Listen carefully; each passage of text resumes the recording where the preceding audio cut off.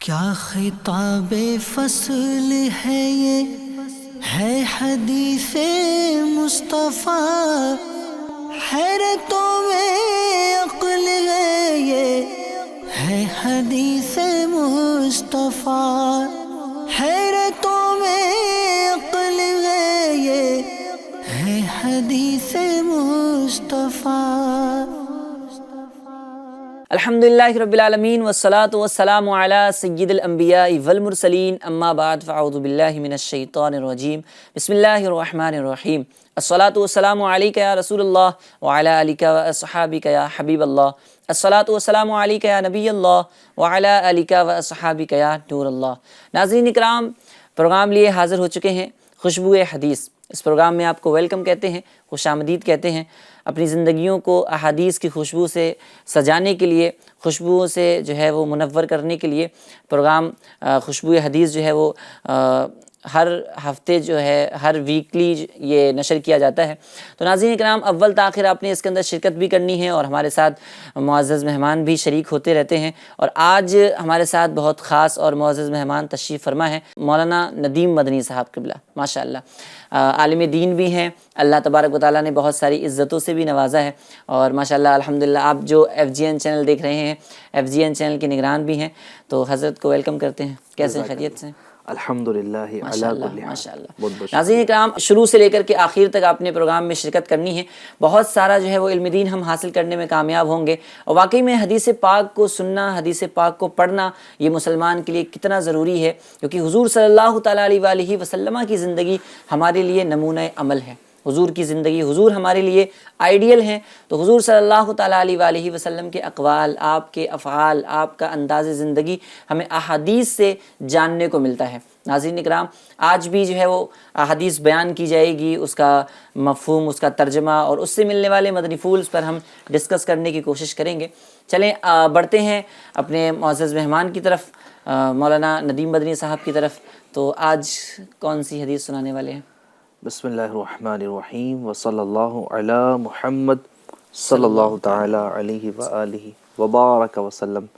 پہلے تو آپ کا بہت بہت شکریہ، آپ نے پروگرام میں ہمیں شامل کیا، اور خوشبو حدیث آپ کا یہ پروگرام ماشاءاللہ آپ نے نیا اسٹارٹ لیا ہے، اور یہ دوسرا ایپیسوڈ ہے نا؟ جی دوسرا ایپیسوڈ۔ لاسٹ ویک آپ نے فرسٹ ایپیسوڈ کیا اللہ کی رحمت سے، اور یعنی میری جو کیفیت ہے اعظم بھائی، یعنی میں اپنی کیفیات عرض کروں کہ نبی پاک صلی اللہ علیہ وسلم کی احادیث کو اس پروگرام میں بیان کیا جاتا ہے، پھر اس سے حاصل ہونے والے جو نکات ہیں اس کو بیان کیا جاتا ہے۔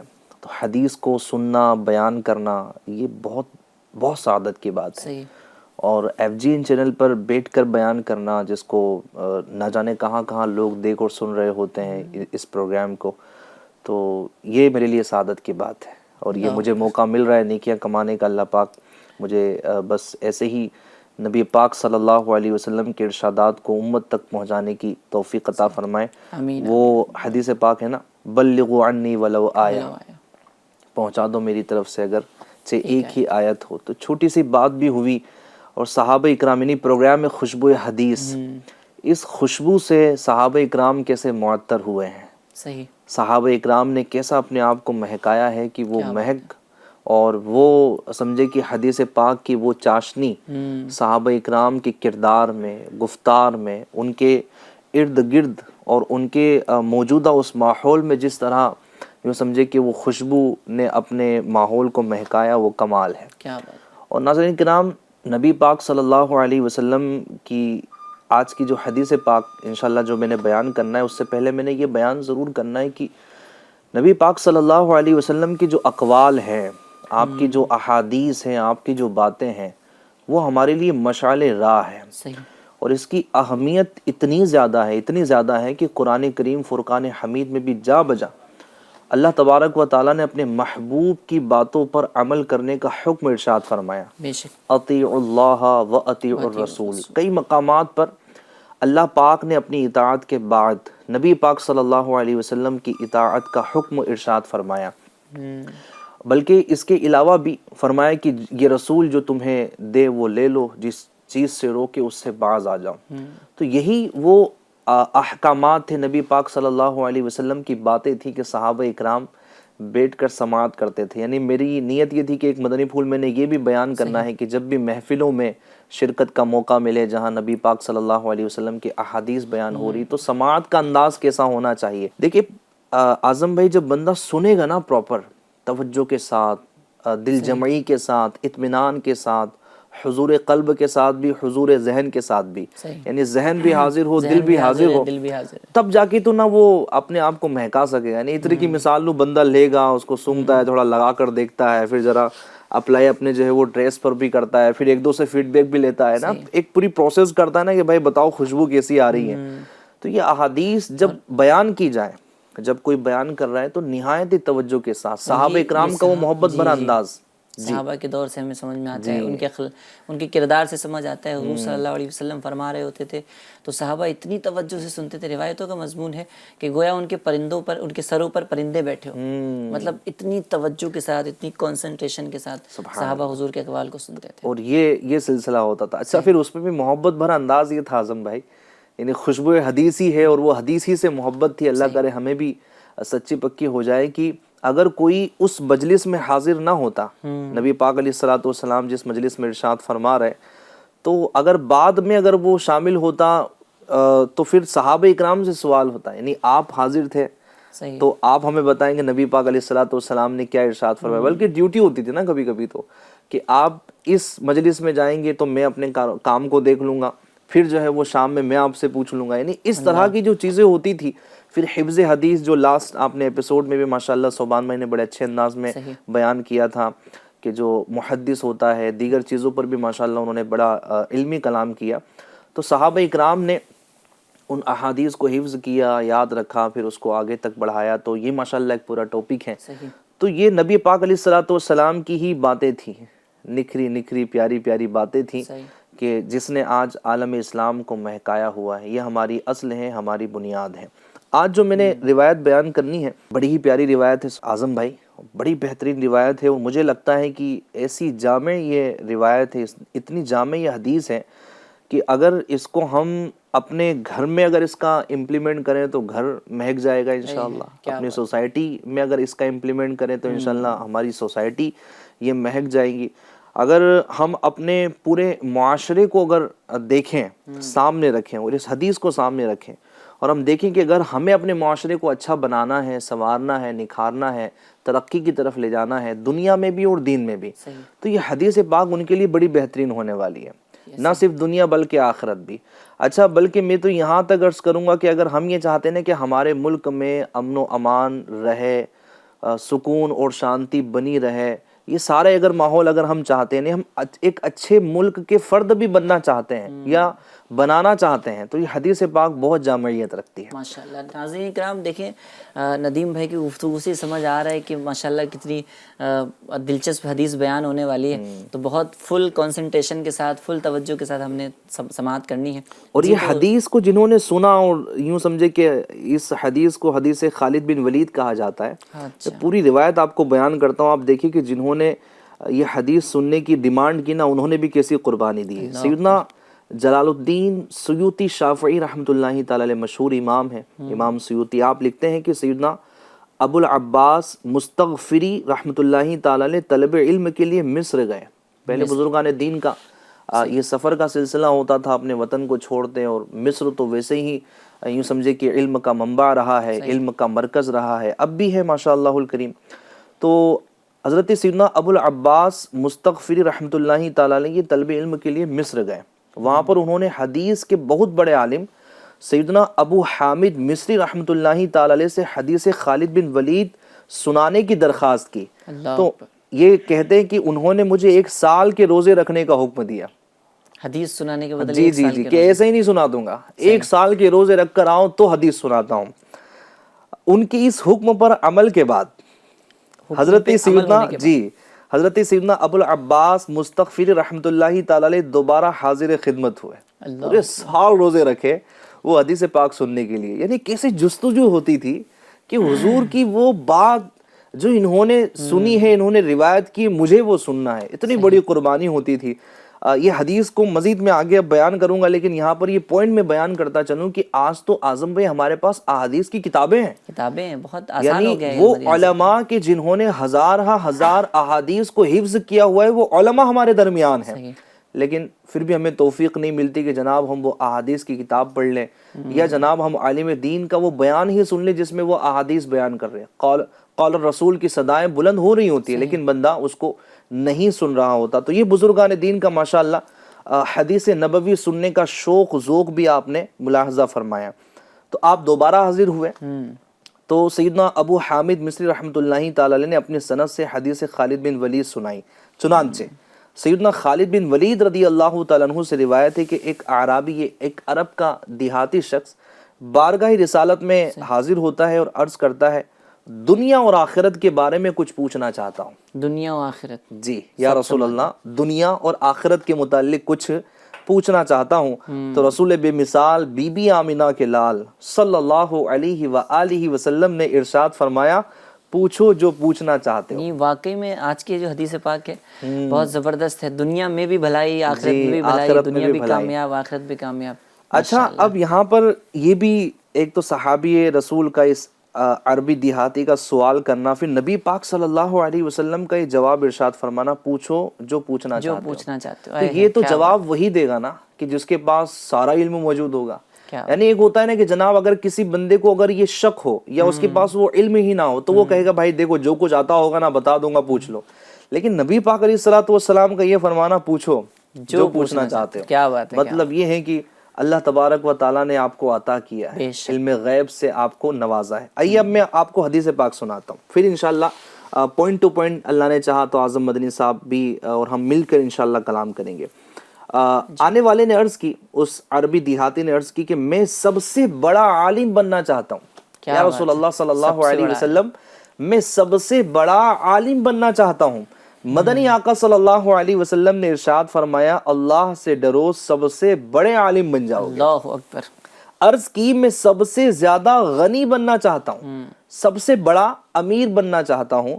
نبی پاک صلی اللہ تعالی علیہ وسلم نے ارشاد فرمایا قناعت اختیار کرو غنی ہو جاؤ گے۔ قناعت اختیار کرو، کیا بات ہے، کیا بات ہے۔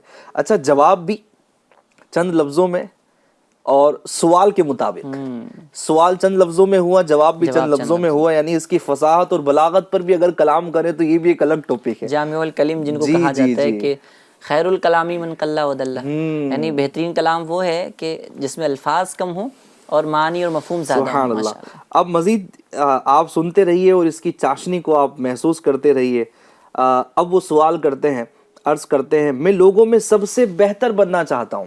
اچھا، یہ سوال بعض اوقات ہمارے بھی ذہن میں پیدا ہو رہے ہوتے ہیں نا کہ یار میں بھی ایسا بننا چاہتا ہوں۔ تو اگر آپ بھی بننا چاہتے ہیں تو آپ یوں تصور کریں کہ میں سوال کر رہا ہوں اور بارگاہ رسالت سے جواب مل رہا ہے۔ میں لوگوں میں سب سے بہتر بننا چاہتا ہوں۔ تو نبی پاک صلی اللہ علیہ وسلم نے ارشاد فرمایا لوگوں میں سب سے بہتر وہ ہے جو دوسروں کو نفع پہنچاتا ہو، تم لوگوں کے لیے نفع بخش بن جاؤ۔ سبحان اللہ۔ اب یہ عرض کرتے ہیں میں چاہتا ہوں کہ سب سے زیادہ عدل کرنے والا بن جاؤں، انصاف کرنے والا بن جاؤں۔ ارشاد فرمایا جو اپنے لیے پسند کرتے ہو وہی دوسروں کے لیے بھی پسند کرو، سب سے زیادہ عادل بن جاؤ گے۔ کیا بات ہے۔ مزید سنیے، عرض کی میں بارگاہ الہی میں خاص مقام حاصل کرنا چاہتا ہوں، میں چاہتا ہوں کہ اللہ پاک کے نزدیک میرا ایک خاص مقام ہو۔ نبی پاک صلی اللہ علیہ وسلم ارشاد فرماتے ہیں ذکر اللہ کی کثرت کرو، اللہ تعالیٰ کے خاص بندے بن جاؤں گے۔ پھر عرض کرتے ہیں اچھا اور نیک بننا چاہتا ہوں، یعنی ان کی سوچ پر بھی قربان، ان کے سوالات پر بھی قربان، ان کے انداز پہ بھی قربان کہ یہ کتنے پیارے سوالات کر رہے ہیں، ان کی کتنی پیاری خواہش ہے۔ اچھا اور نیک بننا چاہتا ہوں۔ نبی پاک صلی اللہ علیہ وسلم نے ارشاد فرمایا اللہ کی عبادت یوں کرو گویا تم اسے دیکھ رہے ہو، اور اگر تم اسے نہیں دیکھ رہے ہیں تو وہ تو تمہیں دیکھ ہی رہا ہے۔ عرض کی میں کامل ایمان والا بننا چاہتا ہوں۔ ارشاد فرمایا اپنے اخلاق اچھے کر لو، کامل ایمان والے بن جاؤ گے۔ سبحان اللہ۔ عرض کی اللہ تعالیٰ کا فرما بردار بننا چاہتا ہوں۔ ارشاد فرمایا اللہ تعالیٰ کے فرائض کا اہتمام کرو، اس کے مطیع و فرما بردار بن جاؤ گے۔ سبحان اللہ. اور بھی آگے مزید انہوں نے سوالات کی, تقریباً 23 سوالات انہوں نے کی, اور مدنی آقا صلی اللہ تعالی علیہ وآلہ وسلم نے جوابات عطا فرمائے, اور اتنے شاندار جوابات عطا فرمائے اعظم بھائی. میں غور کر رہا تھا کہ اگر کوئی بندہ یہ کہے نا کہ کوئی نبی پاک علیہ الصلوۃ والسلام کی ایک حدیث, صرف ایک حدیث مجھے دے دو, بس میں نے اسی پر عمل کرنا ہے, تو ہم نے تو نہ یہ حدیث پیش کر دینی ہے. یعنی اگر وہ اس کے پاس آپشن, اگر وہ کوئی یہ رکھے کہ جناب بس ایک حدیث چاہیے جس پر میں نے عمل کرنا ہے اور عمل نہیں کرنا ہے, تو یہ حدیث پاک میں سمجھتا ہوں کہ ایسی ہے, اتنی جامع ہے کہ وہ اچھا انسان بھی بن جائے گا, وہ خوف خدا والا بھی بن جائے گا, وہ قناعت والا بھی بن جائے گا. چلیں انشاءاللہ یہ مکمل حدیث اگلے ایپیسوڈز میں بھی بیان کریں گے, لیکن ابھی جن چیزوں کو حضور صلی اللہ علیہ وسلم نے ارشاد فرمایا, ماشاءاللہ اس میں سوال یہ تھا کہ عالم بننا چاہتا ہوں, تو حضور صلی اللہ علیہ وسلم نے فرمایا کہ اللہ سے ڈرو. اور غنی کون نہیں ہونا چاہتا, مالدار سب ہونا چاہتے ہیں. ندیم بھائی, ہر بندے کی خواہش ہوتی ہے کہ بس غنا اور مطلب مالداری میرے پاس ہو. حضور نے فرمایا قناعت اختیار کرو. اب بندہ قناعت اختیار کرنے سے کیسے غنی ہو سکتا ہے؟ سوال تو بنتا ہے. صحیح. کیونکہ قناعت کا مطلب یہ ہوتا ہے, میننگ یہ ہوتا ہے کہ اللہ کی تقسیم پر راضی, اللہ پاک نے جتنا دیا ہے اس پر صبر کرنا, اس پر راضی رہنا. کسی بزرگ نے یہ فرمایا کہ مجھے جب بھی کوئی حاجات پیش آتی ہے تو میں اللہ پاک کی بارگاہ میں پیش کر دیتا ہوں. اگر وہاں سے کمپلیٹ ہو جاتی ہے, وہ حاجت پوری ہو جاتی ہے, تو شکر ادا کرتا ہوں, نہیں ہوتی ہے تو قناعت کرتا ہوں, یعنی صبر کر لیتا ہوں. تو ہے تو صحیح ہے, یعنی قناعت کرنا اور قناعت میں غنا ہونا, کہ بندہ جتنا ہے اس کے پاس اس پہ صبر کرے, وہی امیری ہے. یہ بعض اوقات یوں سمجھے کہ اگر بندہ یوں سوچے تو ہو سکتا ہے کہ بات اس کو سمجھ میں نہ آئے, لیکن اگر غور کرے نا تو واقعی میں یہی امیری ہے. صحیح. کہ بندہ جو ہے وہ قناعت وہ ہے کہ بندہ اطمینان قلب کے ساتھ اس بات پر راضی ہو جائے. عموماً ہوتا کیا اعظم بھائی, جو حل میں مزید کے نعرے لگاتے ہیں نا, اور وہ سکون میں نہیں رہتے. وہ کیا امیری ہے کہ بندہ بے چین ہو, بے قرار ہو. ایسی امیری سے تو یعنی یوں سمجھے نا کہ جو جتنا زیادہ حل میں مزید کے نعرے لگا رہا ہوتا ہے نا کہ اور چاہیے اور چاہیے اور چاہیے. اچھا اگر وہ ایمپلائی ہیں تو وہ ہمیشہ اس کو اپنے سمجھے کہ ایچ او ڈی سے شکایت رہیں گی, اپنے جو ہے وہ سمجھے کہ اس کے اوپر جو بھی اس سے شکایت رہیں گی, بھائی سیلری بڑھا دو, بھائی نہیں پورا ہوتا ہے. اچھا وہ اپنے آپ میں یہ سوچتا ہی رہے گا کہ نہیں یار کم ہے, نہیں یار کم ہے. اصل میں جو فیلنگ ہے نا اس کی, اتنا کچھ ہونے کے بعد بھی غریبی والے کے نہیں ہے. اگر وہ قناعت کر لیتا نا تو شاید وہ مطمئن ہو جاتا, اور وہ اس کا اطمینان سمجھے کہ حاصل کر لینا اور یہ ذہن بنا لینا کہ بس یہ کافی ہے.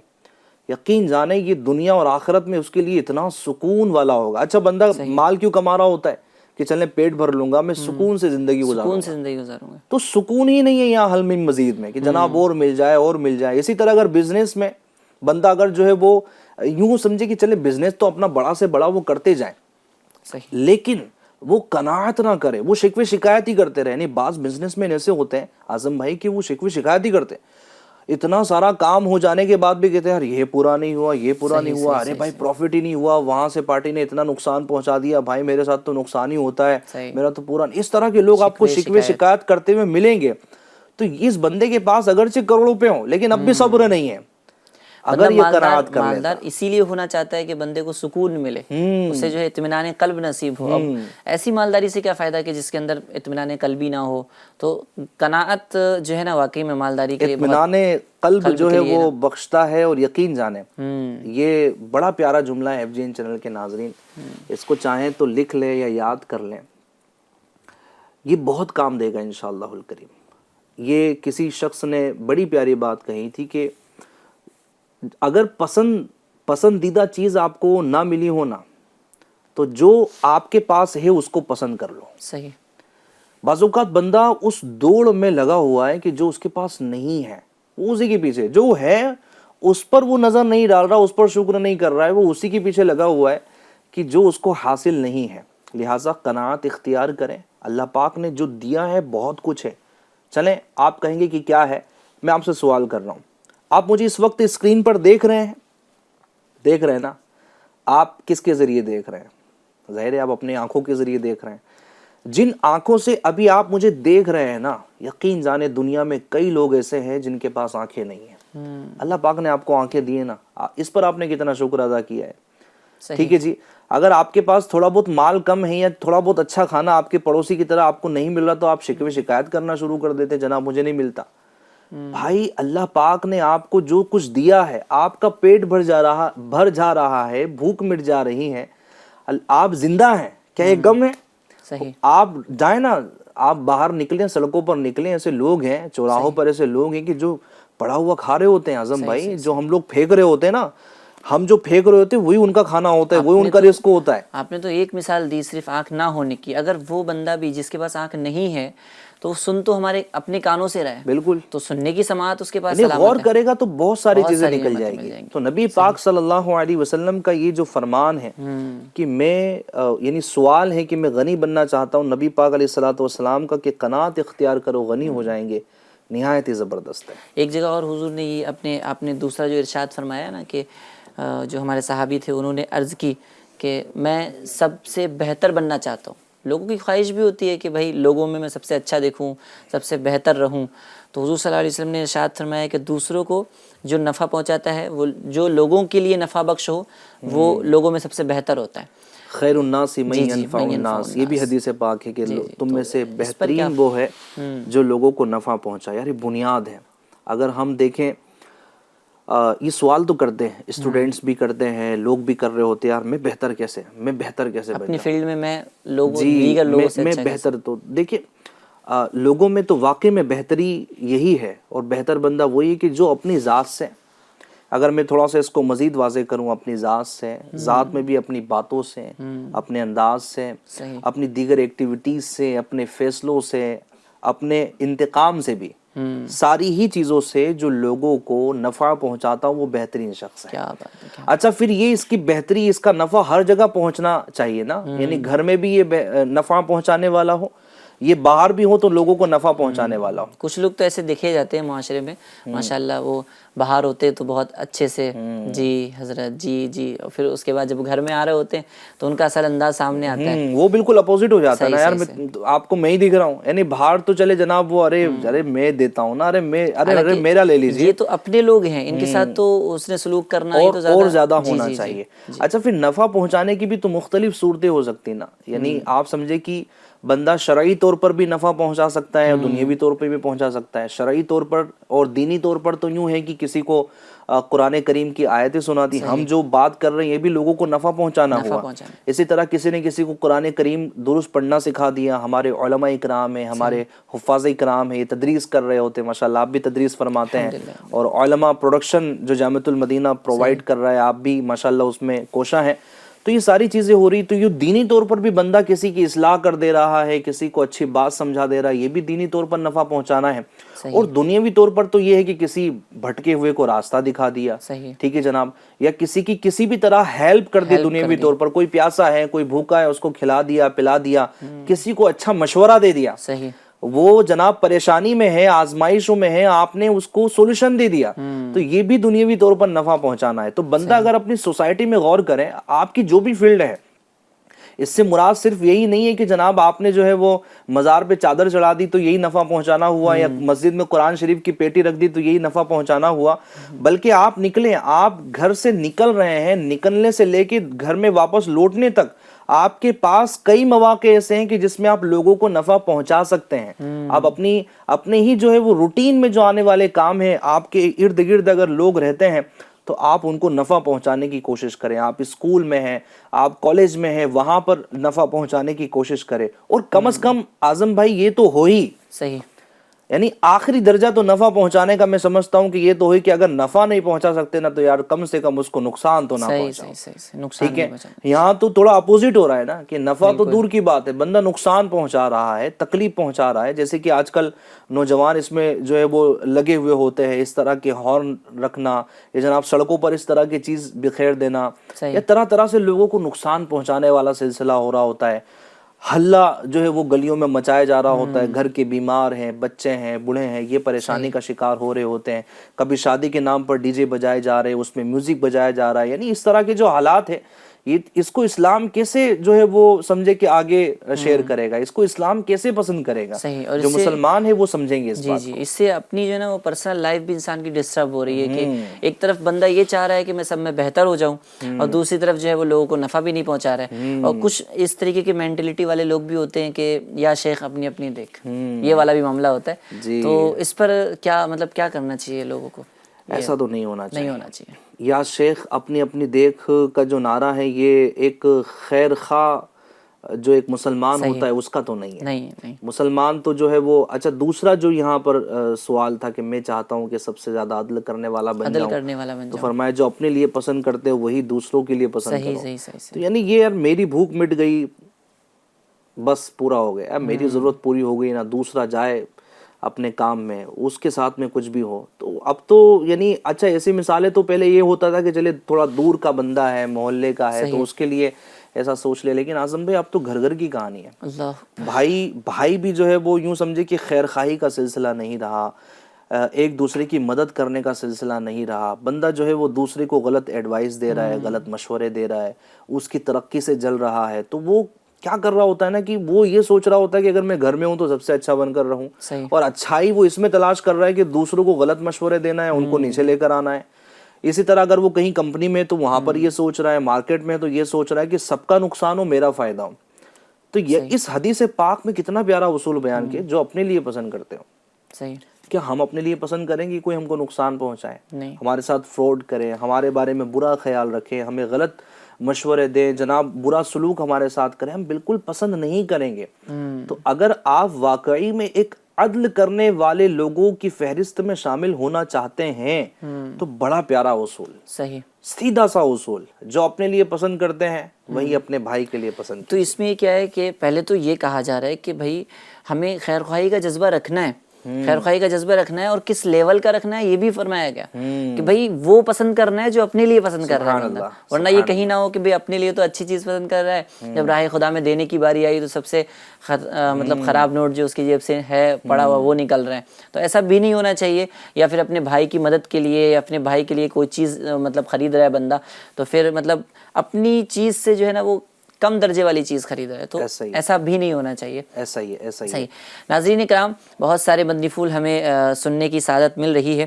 میں چاہوں گا کہ لاسٹ میں ایک اور چیز کی طرف آپ تھوڑی سی توجہ دلا دیں. وقت بھی ہمارا اختتام کی جانب ہے. ایک اور سوال کیا گیا حضور صلی اللہ علیہ وسلم کی بارگاہ میں کہ بارگاہ الہی میں خاص مقام حاصل کرنا چاہتا ہے. ہر بندے کی خواہش ہوتی ہے اللہ تبارک ہر خاص کر مسلمان تو کہ اللہ تبارک و تعالیٰ کی بارگاہ میں معزز بن جاؤں, مقرب بن جاؤں. تو حضور صلی اللہ علیہ وسلم نے فرمایا کہ ذکر اللہ کی کثرت کرو. آپ نے بالکل صحیح فرمایا کہ چاہتے تو سب ہیں, صحیح, لیکن اعظم بھائی کوشش بہت کم کرتے ہیں. بہت تھوڑے ہیں جو اللہ پاک کی بارگاہ میں خاص مقام حاصل کرنے کے لیے کوشش کرتے ہیں. خواہش جنت کی سب کرتے ہیں, جناب جنت کی نعمتیں مل جائیں تو جناب وہاں کے مشروبات پینے کو مل جائے, تو جناب وہاں کی حوریں مل جائے, تو دیگر چیزیں مل جائیں, ٹھیک ہے, لیکن کوشش بہت تھوڑے کرتے ہیں. سب سے بڑی کامیابی یہاں پر یہ ذہن بنانے کی حاجت ہے. اور اس پروگرام اور آپ کے اس پیارے سے پروگرام کے توسل سے میں یہ بات بھی بیان کرنا چاہوں گا کہ ناظرین کرام, یہ باتیں تو بہت شاندار ہے, بڑی پیاری ہے, لیکن جب تک ہم اس کو عمل میں لے کر نہیں آئیں گے نا تو فائدہ نہیں ہوگا. تو کوشش تو ہمیں کرنا ہی ہوگی. اگر ہم چاہتے ہیں کہ ہم بہتر بن جائیں, جیسے جیسے اوصاف یہاں پر بیان کیے گئے, اگر یہ چاہتے ہیں ہم تو عمل میں اس کو لانا ہوگا. اگر سن لیا جناب باتیں بڑی اچھی ہیں, مولانا صاحب بیٹھ کر بڑی پیاری باتیں کر رہے ہیں, لیکن اگر ہم عمل نہیں کریں گے نا تو اس کا فائدہ حاصل نہیں ہوگا. تو عمل کا ضرور اپنا جو ہے وہ ذہن بنا کر رکھیے گا. اور بارگاہ الہی میں خاص مقام حاصل کرنا, یہ تو اعظم بھائی ہمارا مقصد ہے, اصل کامیابی ہے. یعنی بندہ عبد جو رب کا بندہ ہے, رب کا سمجھے کہ ہم تو ادنا سے بندے ہیں, ہماری تو اوقات ہی کیا ہے. ایک غلام کے لیے, ایک بندے کے لیے اس سے بڑھ کر کیا سمجھے کہ شرف ہوگا کہ وہ بارگاہ الہی میں اپنے رب کی بارگاہ میں خاص مقام حاصل کر لیں. اولیاء اکرام, انبیاء اکرام, صحابہ اکرام, یہ تمام مبارک جماعتوں کے جو افراد تھے, انہوں نے کیا کوشش کی, میرا رب مجھ سے راضی ہو جائے, میرے رب کی بارگاہ میں میرا مقام بن جائے, میرا رب مجھ سے راضی ہو جائے. بس یہی ہوتا تھا, میرا رب راضی ہو جائے, اور رب کی رضا ہی وہ مقام ہے جو خاص ہے. تو یہ جو نا وہ احساس کا ہونا، اس کے لیے کوشش ہونا بھی کمال. اب جواب میں جو یہاں پر بات ارشاد فرمائی، اللہ پاک کی بارگاہ میں خاص مقام حاصل کرنے کے لیے نیک اعمال بہت سارے ہیں، ساری نیک اعمال اور بھی خصوصی اعمال بھی ہیں. مختلف احادیث میں نبی پاک صلی اللہ علیہ وسلم نے جو ہے وہ آپ نے ارشادات عطا فرمائے، لیکن یہاں جو حدیث پاک میں فرمایا گیا وہ بھی کمال ہے. فرمایا ذکر اللہ کی کثرت کرو، اللہ کے خاص بندے بن جاؤ گے. اپنے رب کو یاد کرنا، اپنے رب کا ذکر کرنا. میں یہاں پر یہ کہنا چاہوں گا اعظم بھائی، جو جس سے محبت کرتا ہے نا اس کا ذکر بھی زیادہ کرتا ہے. صحیح. اگر ہم اپنے رب سے محبت کرتے ہیں تو ڈیفینیٹلی، اگر محبت حقیقی ہے تو ہم ذکر بھی زیادہ کریں گے. ورنہ جناب وہ کبھی کبھی یاد کرنے والا اگر سلسلہ ہوا تو ہمیں غور کر لینا چاہیے کہ حقیقی محبت ہے یا پھر ہمارے دل کی محبت کا جو رخ ہے وہ کہیں اور نکل گیا ہے. کہیں ہم دنیا کی طرف تو راغب نہیں ہو گئے، کہیں اہل دنیا ہی کو تو ہم نے دل میں نہ بسایا ہوا ہے، اور جناب یہ اس طرح کے انداز تو ہمارے نہیں ہیں. تو آپ ذرا دیکھ لیں. تو ذکر اللہ کرنا، چلتے پھرتے اللہ پاک کا ذکر کرنا، اللہ اللہ کرتے رہنا، اور سبحان اللہ ہے. یہ شروع میں بندے کو تھوڑا سا مشکل لگتا ہے، لیکن جب بندہ پریکٹس کرتا جاتا ہے تو ایک وہ مقام بھی آتا ہے کہ بے ساختہ اس کی زبان سے یہ کلمات جاری ہونے لگتے ہیں. تو یہ مطلب وہ اسٹیج ہوتا ہے کہ ہاں کہ بندہ جو ہے وہ اللہ تبارک و تعالیٰ کی بارگاہ کے قریب ہوتا جا رہا ہے. ماشاء اللہ پھر وہ کیفیت ہو جاتی ہے نا اعظم بھائی، جو فرمایا گیا نا کہ اللہ کا ذکر اس کثرت سے کرو کہ لوگ تمہیں دیوانہ کہیں. اور وہ بہلول دانا، یہ بڑے بزرگ گزرے ہیں، یہ نا ایک جگہ پر یعنی اللہ پاک کا نام نا یعنی تحریر کر رہے تھے، یعنی صرف اللہ پاک کا نام، اللہ اللہ اللہ اللہ.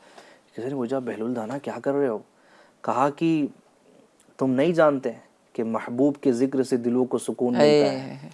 میرا محبوب میرا رب ہے، یعنی میں اس سے محبت کرتا ہوں تو میں لکھتا ہوں اس کا نام، میرے دل کو سکون ملتا ہے. تو اگر بندے کا دل صاف ہوگا نا، گناہوں کی آلودگی سے اگر پاک ہوگا، اور میں تو کہتا ہوں اگر چلیں گناہ کر کر کے دل سیاہ بھی ہو گیا، اگر دل کی صفائی بھی اگر کرنا چاہتے ہیں نا تو ذکر اللہ کریں، انشاءاللہ دل کی صفائی بھی ہوں گی. اور پھر آپ دیکھیں کہ ذکر اللہ کی برکت سے اللہ نے چاہا تو جنت میں بھی مقام ملے گا، اور اللہ پاک کی بارگاہ میں بھی خاص مقام انشاءاللہ ملے گا. انشاءاللہ ماشاءاللہ. ناظرین اکرام، آپ نے سلسلہ ملاحظہ کیا، ہمارا وقت بھی اختتام کی جانب ہے. ماشاءاللہ بہت پیارے پیارے مدنی پھول، بہت زیادہ امپورٹنٹ چیزیں جو ہماری لائف سے ریلیٹڈ ہیں، ہمیں جو زندگی میں بسانا چاہیے. انشاءاللہ عزوجل ہماری دنیا بھی اس سے روشن ہو جائے گی، آخرت بھی اس سے روشن ہوگی. انشاءاللہ اگلے ہفتے پھر ایک نئے ٹاپک کے ساتھ یہی پروگرام لیے حاضر ہوں گے. جب تک کے لیے آپ دعاؤں میں یاد رکھیے. بس ایک بات اعظم بھائی، پھر آپ اختتام کے جو کلمات ہیں اپنے معمول کے مطابق اس کو دہرا دیجئے. بس ایک بات ناظرین کرام میں ریکویسٹ کروں گا آخر میں، وہ یہ ہے کہ ہم یہ نیت کر لیں کہ یار روزانہ نا، یعنی ہمارا تو ایک سلسلہ ہوتا ہے، یعنی میرا تو نہیں ہے لیکن لوگوں کا عموماً ایسا سلسلہ ہوتا ہے کہ روزانہ اٹھ کے نیوز پیپر پڑھنا ہے. اچھا 60-70 خبریں ان کو جو ہے وہ پڑھنی ہوتی ہے. پھر کچھ پڑھنے والے خبری بھی ہوتے ہیں کیونکہ دن بھر ان کو خبریں پہنچانی بھی ہوتی ہے، الگ الگ کوالٹی ہوتی ہے نا وہاں پر. تو یہ پوری جو ہے وہ یوں سمجھے کہ اس طرح کے نیوز پیپر پڑھ لے رہے ہیں جہاں بہت ساری چیزیں ہو رہی ہیں. آپ سوشل میڈیا پہ بیٹھ کے کئی ساری چیزیں دیکھ رہے ہیں، گھنٹوں آپ جناب دیگر چینلز دیکھ رہے ہیں، تو گناہوں بھرے ہیں. تو میرا مشورہ ہے کہ ایسا نہیں کرنا چاہیے. لیکن میں ذہن یہ دینا چاہتا ہوں کہ روزانہ یہ نیت کر لیں کہ میں نے نبی پاک صلی اللہ علیہ وسلم کی ایک حدیث روزانہ پڑھنی ہے. کیا بات ہے، روزانہ میں نے ایک حدیث پڑھنی ہے، اور اللہ توفیق دے تو اس کی شرح بھی پڑھ لیجیے. جی ہاں، آج کی حدیث کر کے بھی دعوت اسلامی انڈیا کی طرف سے بھی اور دیگر بھی علماء اہل سنت کی طرف سے اس طرح کی پوسٹیں وائرل ہوتی ہیں، آپ اس کو پڑھیں. جو علماء اہل سنت کی طرف سے آئے اسی کو ہمیں پڑھنا ہے اور اسی کو پروموٹ کرنا ہے اور اسی سے چیزوں کو جو ہے وہ سمجھنا ہے. حدیث پڑھ کے اپنی طرف سے شرح نہیں کرنی ہے. بس عرض یہ کرنا تھا کہ حدیث کو پڑھنے کا، سننے کا ذہن بنائیں تاکہ ہم اپنی زندگیوں میں نبی پاک صلی اللہ علیہ وسلم کی باتوں کے ذریعے تبدیلی لانے کی کوشش کر سکیں. صحیح ماشاءاللہ. تو آپ بھی نیت فرما لیجئے، اور آپ نے نیت اگر کی ہے تو اپنا فیڈ بیک بھی آپ شیئر کر سکتے ہیں. اسکرین پر چلنے والے نمبروں کے ذریعے کانٹیکٹ بھی کر سکتے ہیں، کمنٹ میں جا کے بھی آپ جو ہے وہ اپنا فیڈ بیک شیئر کر سکتے ہیں. ناظرین اکرام، ابھی ہمارے سلسلے کے بعد انشاءاللہ عزوجل محفل ذکر نبی کا بھی پروگرام لائیو ہونا ہے، تو آپ نے اس میں بھی شرکت کرنی ہے. جب تک کے لیے انشاءاللہ دعاؤں میں یاد رکھیے، اپنا بہت خیال رکھیے، اور FGN چینل دیکھتے اور دکھاتے رہیے.